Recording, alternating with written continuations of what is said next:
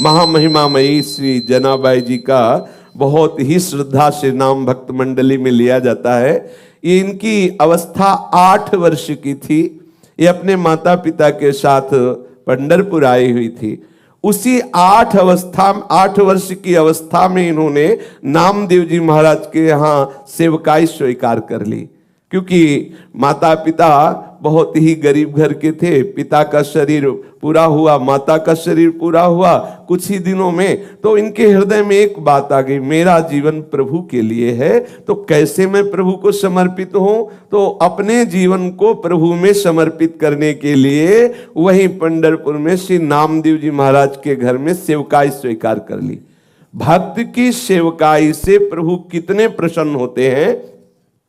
हमारे हृदय में यदि भक्तों के प्रति श्रद्धा हो जाए तो भगवत प्राप्ति कितनी सरल है, इस प्रसंग से देखिए। श्री जनाबाई जी प्रायः संत सभा में नामदेव जी की दासी के रूप में प्रसिद्ध हुई हैं। ये जनाबाई जी को महाराष्ट्र में बहुत आदर से नाम लिया जाता है और इनके बहुत महिमामय पद भी हैं। और ऐसी इनकी नाम में प्रीति हुई नामदेव जी के प्रभाव से कि बड़े बड़े सिद्ध संत जन इनका स्मरण करते थे। कबीर दास जी जैसे सिद्ध संत जनाबाई जी के चरणों में प्रणाम करते थे। ये नामदेव जी के संग की महिमा का प्रभाव। उनका जन्म गोदावरी तट पर गंगाखेड़ नामक एक ग्राम में हुआ था। इनके पिता का नाम दमा और माता का नाम करुंड था। बचपन में ही इनकी मां पधार गई और पिता जो इनको विट्ठल भगवान के दर्शन के लिए लाए, तो वहीं उनका भी शरीर पूरा हुआ और ये नामदेव जी के चरणों में समर्पित हो गई। इनके हृदय में एक बात आई कि प्रभु की प्राप्ति का उपाय एक ही है, कोई भक्त प्रसन्न हो जाए। इसलिए उन्होंने सेवकाई स्वीकार कर ली नामदेव जी के यहाँ, और अन्य आश्रय कोई रह नहीं गया था। नामदेव जी निरंतर भजन परायण, निरंतर नाम में डूबे रहते थे। नामदेव जी जैसे महात्मा की सेवकाई मिल जाए, ये तो प्रभु की सेवकाई से भी बढ़कर के है। अब जनाबाई जी के हृदय में एक ही बात थी कि मैं नामदेव जी को प्रसन्न कर लूं। नामदेव जी के पूरे परिवार के कपड़े धोना, पूरे परिवार के लिए आटा पीसना, पूरे परिवार के लिए भोग तैयार करना, पूरे परिवार के लिए हर समय अपने प्राणों को समर्पित किए हुए तन्मयता पूर्वक सेवा करना। बर्तन मांज रही हैं, कपड़ा धो के ला रही हैं, झाड़ू पोछा कर रही हैं। आप सोचो, पूरे परिवार की स्वयं सेवा करती। उनकी सेवा में एक बड़ा आनंद प्रकट होने लगा। वो इस भाव से कि नामदेव जी की जिस दिन कृपा दृष्टि हो गई उस दिन मुझे भगवत साक्षात्कार हो जाएगा। अब नामदेव जी की सेवा प्रभाव से निरंतर नाम चलने लगा। भजन न हो संग बिनु। देखो, संग हुआ, अब चेष्टा नहीं करनी पड़ रही। जो नामदेव जी जप करते थे, वही जो कीर्तन करते थे, वही जनाबाई कीर्तन करने लगी, नाम स्मरण करने लगी। नाम स्मरण करते करते कभी जैसे पोछा लगा रही, एकदम हाथ रुक गए, अश्रु चलने लगा, प्रभु के लिए विकलता प्रकट होने लगी, भाव दशाएं उनकी आने लगी। श्री जनाबाई जी के हृदय में विट्ठल भगवान के प्रति प्रबल आसक्ति होने लगी। जब कभी सेवा से अवसर मिलता, मंदिर में जाती, ठाकुर जी को देखती ही रहती, और देखते देखते एकदम विकलता होती तो रोने लगती, एकदम आनंद बढ़ता तो नाचने लगती। ऐसी दशा जनाबाई जी की श्री नामदेव जी की सेवा से होने लगी। जनाबाई जी जब झाड़ू देती, बर्तन मांजती, कपड़े धोती, जल भरती, चक्की पीसती, ये सभी कार्य करते हुए सावधानी ये रखती कि सेवा में त्रुटि न हो और नाम विस्मरण न हो।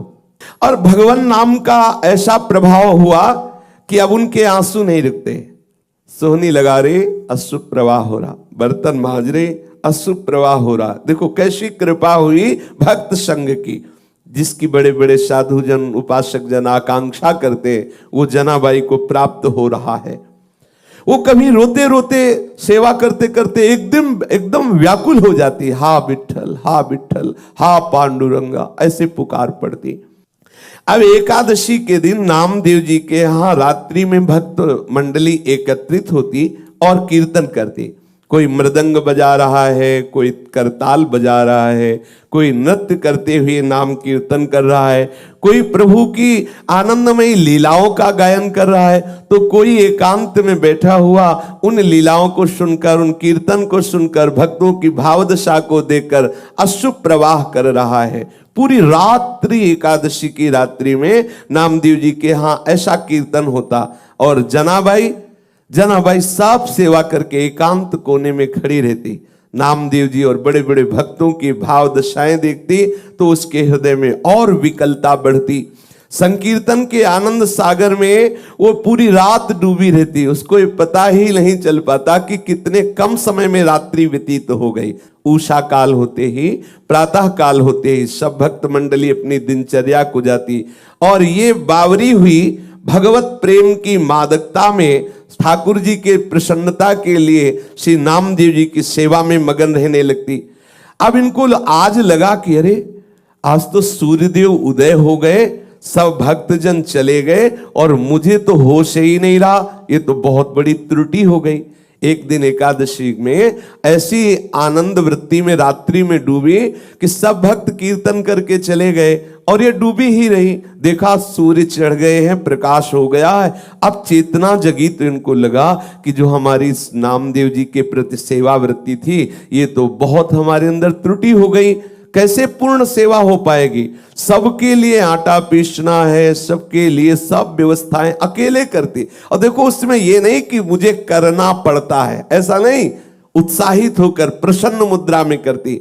आंख खुली, देखा तो बहुत देर हो गई, कैसे नामदेव जी की पूरी हम सेवा कर पाएंगी। जल्दी जल्दी से घबरा कर सोचा कि सबसे पहला काम करते हैं कि हम वस्त्र जो सबके स्नान किए हुए हैं पहले उनको धो के फैला देती। जल्दी से वस्त्र लिए और वस्त्र लेकर के धोने के लिए वो भागी। फिर एकदम दिमाग में आया कि अभी तो बहुत से पात्र पड़े हैं, उनको मार्जन करना है और पानी भी भर के रखना है, पर चलती है पहले वस्त्र धो के आती है। जो ही चंद्रभागा नदी के पास पहुंची वस्त्र लेकर के, तो अब कई चिंताएं एक साथ। अभी तो पात्र मार्जन करने हैं, सुंदर जल भर के रखना है ठाकुर जी की सेवा के लिए, आज तो बहुत विलंब हो गया, अब आज कैसे हम सब सेवा कर पाएंगे।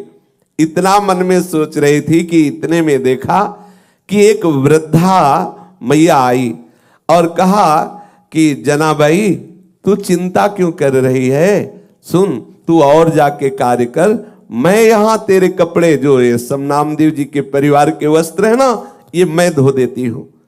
उन्होंने कहा नहीं नहीं आप क्यों करेंगे, आपका शरीर। बोले नहीं, सच्ची सफाई धुलाई तो हम करना जानती, पूरा जीवन हो गया, पूरा जीवन हो गया।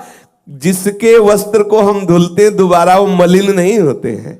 और देखो तुम तो अभी नई अवस्था तुम्हारी हो, मेरा जीवन हो गया ये धुलते हुए।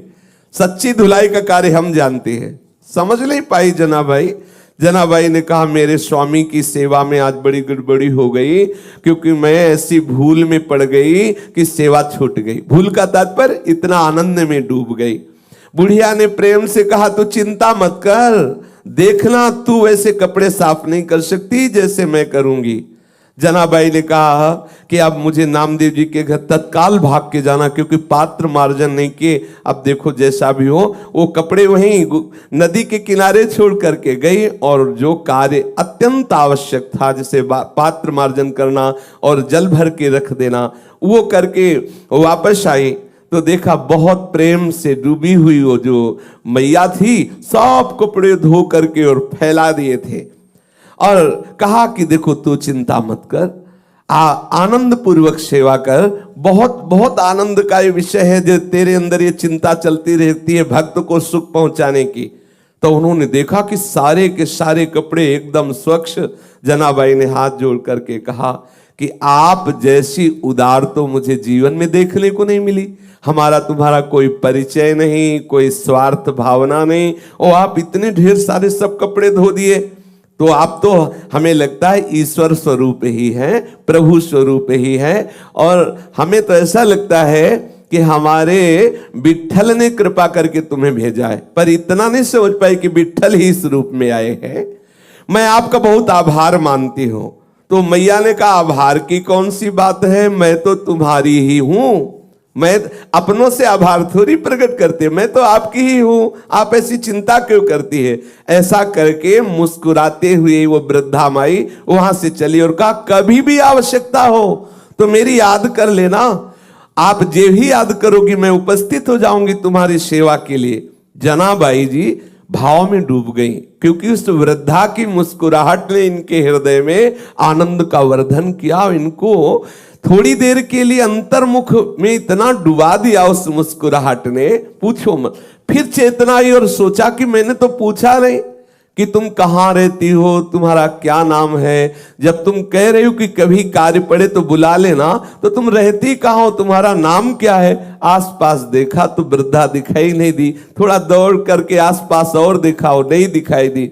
अब तो हृदय में विकलता हुई कि शरीर कोई इतना यौवन का भी नहीं था कि वो हवा की तरह भाग जाए। वृद्ध थी, आखिरकार कहाँ चली गई और कौन हो सकती है। जनाबाई उस सब कपड़े लेकर के घर पहुंची और हृदय बड़ा व्याकुल था कि आखिरकार वो वृद्धा थी कौन और कैसा जादू कर गई वो अपनी मुस्कुराहट से वृद्धा की मेरा चित्त बार बार उसी का चिंतन कर रहा है। जनाबाई गदगद कंठ से नामदेव जी के समीप गई और पूरी घटना सुनाई कि आज ऐसा ऐसा हुआ। नामदेव जी ने तत्काल जनाबाई जी से कहा, अरे और कोई नहीं था, वो तो विठल थे, कोई दूसरा नहीं था, वो तो विठल थे, ये तो विठल थे, तेरे को बड़भाग्नि बनाने के लिए आए। लेकिन अरे इतना विठल प्यार करते हैं तेरे से कि सब कपड़े धो दिए। उनको भी संकोच हुआ कि कपड़े तो हमारे ही सब थे। देखो आराध्य देव ने अपने सेवक के कपड़े प्रक्षालन किए, कैसी भक्ति का महामहिमा में स्वरूप है। नामदेव जी ने कहा, जनाबाई तेरे तो अहोभाग्य, कैसी तेरे ऊपर ठाकुर की अनुग्रह वृष्टि हुई, तू समझ नहीं पाई। अब तो जनाबाई के हृदय में और प्रणय कोप बढ़ गया।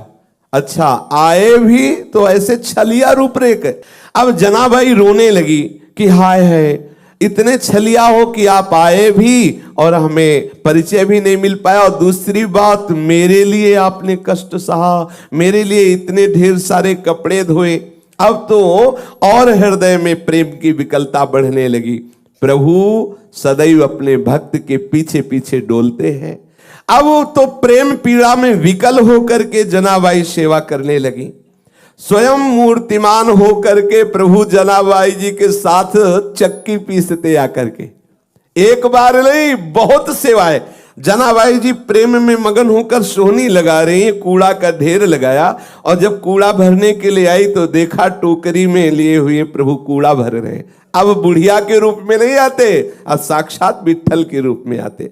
अगर जनाबाई नामदेव जी के यहाँ उनको सुख पहुंचाने के लिए, उनको भोग बनाने के लिए आटा पीस रही चक्की में, तो चक्की में आटा पीसते हुए कभी कभी वो पद गाते हुए भाव में डूब जाती तो चक्की रुक जाती, तो ठाकुर जी बैठ के चक्की पीसते। जनाबाई पद गायन करते हुए डूबी हुई है, और क्योंकि सेवा में त्रुटि न हो इसलिए ठाकुर जी समीप आकर के चक्की पीसने लगते। जनाबाई का अभंग सुनते रहते और जनाबाई जी प्रेम में मगन होती। महाराष्ट्र के महापुरुषों ने वर्णन किया है कि झाड़ लोट करी जनी, केर भरी चक्र पाणी, पाटी घेउनिया सिरिम नेवनिया टाकी दूरी। ऐसा भक्त सी भूलला, नीच कामे करूं लागला, जनी मेहड़े बिठो बाला, काय उतराई हूं तुला। आहा, सी जनाबाई जी घर में सोहनी लगा रही तो कचरा उठाते साक्षात विठल भगवान। आहा, अपनी टोकरी को सर पे रखे हुए पीछे पीछे जनाबाई के डोलते, जहां जाओ झाड़ करके कूड़ा एकत्रित करती, सोहनी लगा के ठाकुर जी कूड़ा भरते। कैसी भक्ति की अद्भुत महिमा, भक्त की भक्ति से कैसे प्रभु अधीन हो जाते हैं। आहा, और बार बार विठल जी यही कहते जनाबाई जी से कि मैं तुम्हारा ऋणी हूं। जनी मेहड़े बिठो बाला, काय उतराई हो तुला, मैं कैसे तुमसे ऋण हो सकता हूं जनाबाई, तुम मेरे भक्त नामदेव जी की सेवा करती हो, मैं तुम्हारा ऋणी हूं, मैं तुम्हारा ये ऋण कैसे चुकाऊं ये मुझे बता दो। बाम शव्य दोन्ही कडे, देखूं कृष्णाचे रूपंडे, चराचरी जे जे दिसे, ते ते अविद्याची नाशे। जैसे अपना ही बायां भुजा और अपना ही दायां भुजा, इसमें कौन अपना और कौन पराया, ऐसी अनुभूति होने लगी श्री जनाबाई जी को। संपूर्ण विश्व ब्रह्मांड चाहे कोई अनुकूल व्यवहार करे चाहे प्रतिकूल व्यवहार करे, मेरा ही स्वरूप है, मेरी ही आत्मा है। जैसे अपना बायां हाथ दायां हाथ, इसमें कौन सा प्रिय कौन सा प्रिय, तो बायां का तात्पर्य प्रतिकूलता, दायां का तात्पर्य अनुकूलता। अनुकूलता प्रतिकूलता चाहे जैसा कोई हमारे साथ व्यवहार करे, वो मेरी आत्मा है, मेरा प्रीतम है, ऐसी अनुभूति हो गई। चराचर में मेरा ही प्रीतम है, ऐसा अनुभव होने लगा। चराचरी जे जे दिसे, ते ते अविद्याची नासे, अविद्या का नाश हो गया। एकमात्र विठल ही विठल, प्रीतम ही प्रीतम। कैसी रसमयी स्थिति प्रभु प्रदान करते हैं। देखो ये प्रभु प्रदान करते हैं, कैसी अधीनता स्वीकार किए हुए है। जनाबाई अगर धान ओखली में कूट रही है तो प्रभु सामने खड़े मुस्कुरा रहे हैं। अब बताओ ऐसी सेवा करनी पड़े तो क्या परेशानी। धान कूट रही, सामने विठल खड़े मुस्कुरा रहे। चक्की पीस रही, भाव में डूब रही, ठाकुर जी चक्की पीस रहे। वो सोहनी लगा रही तो ठाकुर जी कूड़ा भर करके टोकरी अपने माथे पे रखे जनाबाई जी के लिए आया कि सर्वा ठाइम पूर्ण कला, दासी जने पाहे डोलाम, माझे नाठवे मी पण, तेथे कैचे दुजे पण। दासी जनाबाई नामदेव जी की कृपा से, इसीलिए लिखा दासी जनी। जब मैं नामदेव जी की दासी बनी, उनकी सेवा की, तो मैंने देख पाया कि द्वैत दूसरा कोई है नहीं, एकमात्र मेरा विठल चराचर में व्याप्त है। संपूर्ण कलाओं से युक्त जो श्री कृष्ण है वो सदैव मेरे सहयोग में है, मेरी सेवा में मेरे समीप है। ये मैं नामदेव जी की दासता से जान पाई। दासी जनी पाहे डोलाम, प्रभु मेरे पीछे पीछे डोल रहा है केवल नामदेव जी की दासता के कारण। एक दिन श्री विठल भगवान के गले का जो बहुत महंगा हीरो से जटित पदक आभूषण था ग्रीवा का, वो चोरी हो गया। और मंदिर में जनाबाई जी सेवा हेतु जाया ही करती थी, तो ऐसी कुछ लीला बनी कि सबको संदेह हो गया जो वहाँ मंदिर में सेवा में थे कि और कोई नहीं, जनाबाई जी ने ही वो रत्न पदक जो ग्रीवा का आभूषण है वो चोरी कर लिया। अब तो ये बात फैलने लगी। ये ऐसी लीलाएं प्रतिकूलता की होती हैं भक्तों के जीवन में। जनाबाई को ये सब वहां के जन कलंकित करने लगे कि ये बंती तो बहुत भक्ता है, लेकिन देखो ठाकुर जी का जो ग्रीवा का आभूषण है रत्न पदक इसने चुरा लिया। जनाबाई जी को जब सभा में बुलाया गया और कहा कि तुमने वो चुराया है क्या, तो जनाबाई ने कहा कि मेरे प्राण धन श्री विठल भगवान हैं, मैं उनको सुख पहुंचाने के लिए मैं उनका ये हार क्यों चुराऊं, वही मेरे हैं, तो हार चुराने की जरूरत क्या है। लेकिन भक्ति की भावना को तो कोई भक्त ही समझ सकता है। तब उन्होंने कहा मैं शपथ खा के कहती हूं कि मैंने ये रत्न का आभूषण नहीं चुराया है, पर प्रभु की ही ऐसी लीला थी। किसी ने जनाबाई की बात पर विश्वास नहीं किया और बात राजा तक पहुंची, और ये बात इतनी जोर कसी कि राजा को निर्णय करना पड़ा कि जनाबाई को शूली की सजा दे दी जाए, क्योंकि इसने रत्न का ठाकुर जी का जो हार है वो चुराया है। अब सूली पर चढ़ाने के लिए उनको बांध करके जनाबाई के हाथ ले जाया गया चंद्रभागा नदी के तट पर। जब जनाबाई ने देखा बस सूली पे चढ़ाया ही जा रहा है, तो बस हृदय से की बहुत बढ़िया, जैसे विठल आपकी इच्छा, और बस विठल विठल विठल विठल विठल, जैसे जैसे वो बोलती विठल विठल वैसे सूली पिघलती जाती। जैसे मोम को आंच लगा दे तो पिघलती चली जाए, ऐसे वो आंख मूंदे। वो ये नहीं चाह रही थी कि सूली पिघले, वो तो इसलिए विट्ठल विट्ठल पुकार रही थी कि अब शरीर का अंत है और मैं विट्ठल की दिव्य सेवा में जा रही हूं, इसलिए विट्ठल विट्ठल। जैसे ही बोलती विट्ठल विट्ठल विट्ठल, वो सूली गलती चली जाती और पानी की तरह पिघल गई। सूली नाम की वहां कोई चीजें नजर नहीं आई। सब आश्चर्यचकित हो गए जो राज दरबार के सैनिक थे। जनाबाई को सबने प्रणाम किया, सबने क्षमा मांगी कि गलती हो गई, ये प्रभाव दिखाने के लिए। इसमें दो बातें आई। जनाबाई जी को किंचित मात्र भय नहीं, क्योंकि सूली की सजा क्या, मेरे प्रीतम का विधान है और मेरे प्रीतम के मिलन के लिए अब ये शरीर छूटने वाला, तो कोई भय नहीं। और दूसरी बात है कि मेरा भक्त कितनी महिमा से युक्त होता है। जनाबाई ऐसे भाव से मगन रहती अब तो कि बिल्कुल शरीर की शुद्धि न रहती, और उस स्थिति में सेवा के लिए जैसे कंडे थापती ना, तो कंडे से निकलता विट्ठल विट्ठल। ये आश्चर्य की बात है, किसी चैतन्य शरीर को छू दे और फिर वो बोले कृष्ण हरि राधा, तो अच्छा है, बढ़िया, कितना बढ़िया प्रभाव। लेकिन जड़ कंडा, उसमें कोई वाणी तो है नहीं, लेकिन कंडे से विट्ठल विट्ठल निकलता। एक बार कबीरदास जी महाराज श्री नामदेव जी के दर्शन करने जा रहे थे, तो उन्होंने समीप में देखा कि कुछ शोरगुल हो रहा है, तो ऐसे कौतुकवश पूछा यहाँ क्या हो रहा है। बोले जनाबाई से कोई स्त्री लड़ रही है। क्यों लड़ रही? अच्छा, जनाबाई कौन? बोले वो नामदेव जी की सेवा में रहती है वो बाई जी। तो और नजदीक गए तो क्या इस लड़ाई क्या हो रही? बोले कंडे पर। तो उनको विचार आया कि कंडे पर लड़ाई, भक्त के द्वारा कंडे पर लड़ाई। तो ऐसी आनंद मगन होकर के सुन रहे थे। वो कह रही थी कंडा मेरे। जनाबाई ने कहा नहीं मेरे कंडा है। तो बोले तेरे कंडा की पहचान क्या है? बोले कान में लगा के देखो कंडा बोल रहा है विट्ठल विट्ठल विट्ठल। ये आश्चर्य की बात, ये आश्चर्य की बात। नाम जड़ वस्तु से गूंजने लगा। कैसी स्थिति भक्त सेवा के प्रभाव से आई। कबीरदास जी ने भी कान में कंडा लगाया कि आखिरकार ये सामने वाली स्त्री जो कह रही है कि हाँ हाँ इनके कंडे से तो विट्ठल विट्ठल ने, कबीरदास जी ने भी लगा के देखा विट्ठल विट्ठल विट्ठल। जनाबाई जी के चरणों में प्रणाम किया कि जिस महान भागवत की सेवा में रहने वाली दासी के ऐसे महामहिमा में परमाणु है, छू लिया जड़ वस्तु को तो वो विट्ठल विट्ठल बोल रही है।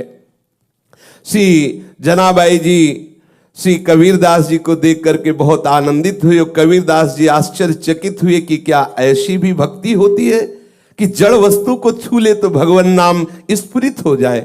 नामदेव जी के साथ जनाबाई जी की ऐसी तन्मयता हो गई कि संवत 14 से 7 में नामदेव जी ने समाधि ली, तो ठीक उसी दिन कीर्तन करते हुए जनाबाई विट्ठल भगवान में विलीन हो गई, कीर्तन करते हुए।